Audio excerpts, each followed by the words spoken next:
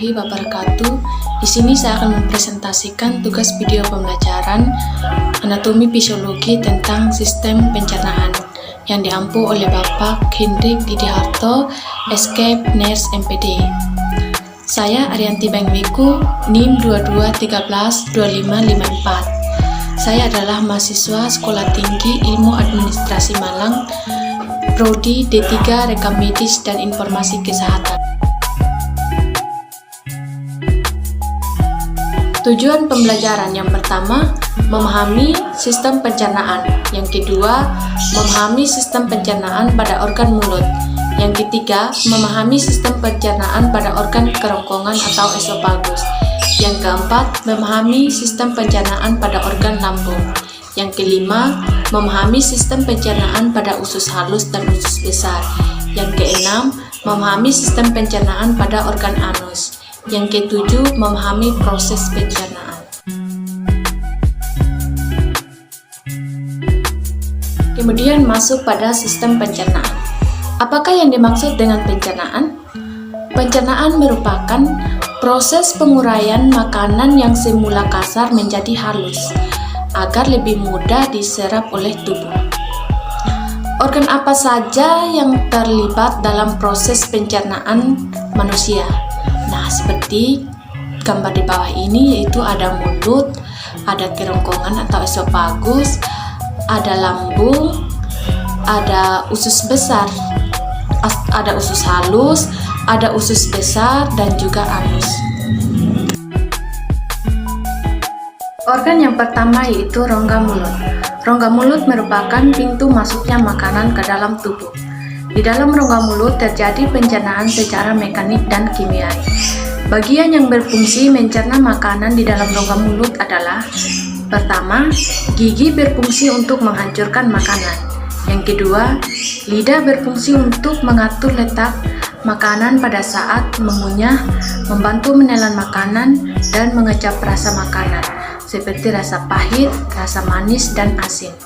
Yang ketiga, kelenjar ludah menghasilkan air ludah dan enzim amilase atau petialin. Enzim amilase berfungsi untuk mengubah zat tepung atau amilum menjadi maltosa. Yang kedua yaitu organ kerongkongan atau esofagus. Kerongkongan adalah bagian saluran pencernaan yang menghubungkan rongga mulut dengan lambung. Kerongkongan berbentuk tabung dan panjang sekitar 20 cm. Di dalam kerongkongan terjadi gerakan peristaltik, yaitu gerakan meremas-remas yang dilakukan oleh dinding kerongkongan. Gerakan inilah yang membuat makanan terdorong masuk ke dalam lambung. Ketiga yaitu organ pada lambung. Lambung terletak di dalam rongga perut sebelah kiri atas. Di dalam lambung, makanan dicerna secara mekanik dan kimiai. Pencernaan secara mekanik yaitu dilakukan oleh dinding lambung yang meremas dan mengaduk makanan. Sedangkan pencernaan secara kimiai yaitu dilakukan oleh zat-zat yang dihasilkan oleh kelenjar lambung. Kelenjar lambung menghasilkan enzim pepsin, enzim renin, dan asam klorida. Enzim pepsin berfungsi untuk memecah protein menjadi pepton, sedangkan enzim renin berfungsi untuk mengedap protein susu menjadi kalsein. Kemudian asam klorida berfungsi untuk mengasamkan makanan dan membunuh kuman yang masuk bersama makanan. Yang keempat yaitu organ pada usus halus. Usus halus merupakan usus terpanjang dalam saluran pencernaan, yaitu panjangnya 6-7 meter.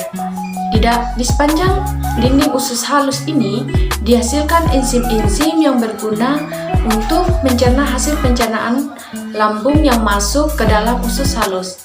Adapun enzim-enzim yaitu yang pertama, enzim maltase, yaitu berfungsi menguraikan maltosa menjadi gluktosa. Yang kedua, enzim sukrase, yaitu berfungsi menguraikan sukrosa menjadi glukosa dan fruktosa. Yang ketiga yaitu enzim laktase, yaitu berfungsi menguraikan laktosa menjadi glukosa dan galaktosa. Yang keempat, enzim eriksin, yang berfungsi menguraikan pepton menjadi asam amino. Usus halus ini terbagi menjadi 3 bagian, yaitu yang pertama, usus 12 jari atau duodenum. Usus 12 jari ini panjangnya sekitar 25 cm atau berukuran 12 jari tangan orang dewasa. Pada usus duodenum terdapat enzim, yaitu yang pertama enzim amilase yang berfungsi mengubah zat tepung menjadi gula sederhana. Yang kedua, enzim tripsin berfungsi mengubah protein menjadi asam amino. Yang ketiga, enzim lipase yang berfungsi mengubah lemak menjadi asam lemak dan gliserol. Yang kedua yaitu usus kosong atau jejunum. Usus kosong ini terletak antara usus 12 jari dan usus penyerapan.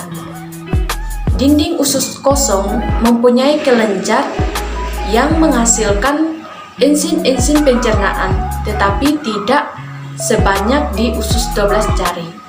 Yang ketiga yaitu usus penyerapan atau ileum. Usus penyerapan merupakan tempat penyerapan sari-sari makanan. Sari makanan diserap oleh pembuluh darah sehingga masuk ke dalam aliran darah. Dan selanjutnya, darah mengedarkan sari-sari makanan tersebut ke seluruh bagian tubuh manusia. Yang kelima yaitu sistem pencernaan pada organ usus besar. Usus besar bersambung dengan usus halus di rongga perut bagian bawah sebelah kanan.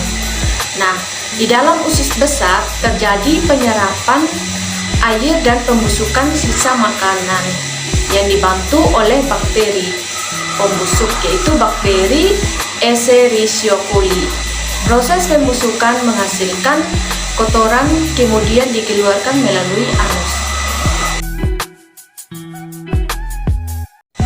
Yang terakhir yaitu sistem pencernaan pada organ anus. Anus merupakan tempat keluarnya sisa makanan yang sudah tidak diperlukan oleh tubuh manusia yang sering disebut dengan feses.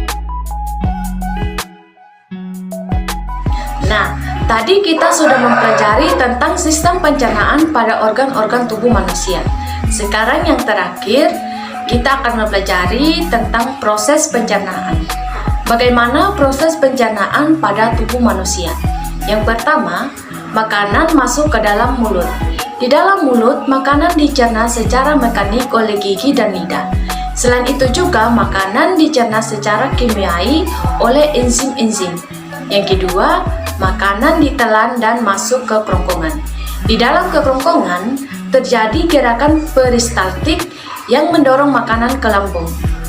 Yang ketiga, di lambung makanan dicerna secara mekanis, dibantu oleh dinding lambung dan secara kimiai dibantu oleh enzim pepsin dan enzim renin dan dibantu juga oleh asam klorida atau HCl.